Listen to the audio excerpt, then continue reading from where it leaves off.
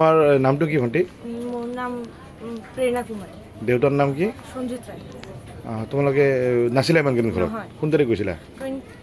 6 মে। আজি আহি কি দেখা পালা ভণ্টি?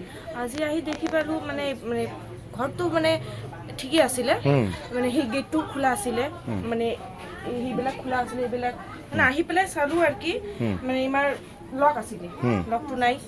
ইয়াতে নেকলেছবিলাক চব মানে সেইবিলাক ভাঙি পেলাইছে। আহি দেখিছোঁ মানে কেনেকা মানে শ্বক, সকলোকে শ্বক হৈ গৈছে। কি কি চুৰি হৈছে?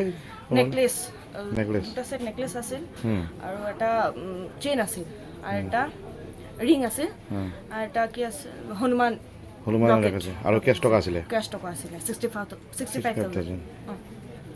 কি সন্দেহ হয় তোমালোকৰ এতিয়া? কাৰো ওপৰত সন্দেহ হয় নেকি? সন্দেহটো হয় ছাৰ, মানে এতিয়া কেনেকুৱা ক'ম, ঘৰৰ সকলোৱে তোমালোকে বাহিৰত গৈছিলা? সকলোকে বাহিৰত গৈছিলোঁ। মোৰ নাম সঞ্জিত ৰায়। ঘৰত আহি কি দেখা পালে? মই বিহাৰত গৈছিলোঁ, ঘৰত মোৰ অপাৰেশ্যন আছিল।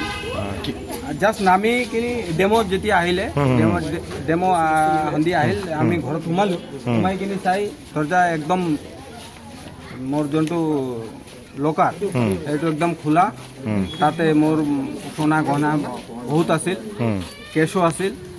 কেছ কিমান টকা আছিলে? 65,000 টকা। আৰু সোণা গহনা কিমান আছিলে? সোণা দুটা নেকলেছ আছিল, একটা চেইন আছিল আৰু এটা মোৰ বজৰংবলীৰ লকেট আছিল, ৰিং আছিল, সোণাৰ গোটেইখিনি সোণাৰ। এতিয়া আৰু কি আপোনাক খবৰ দিলে?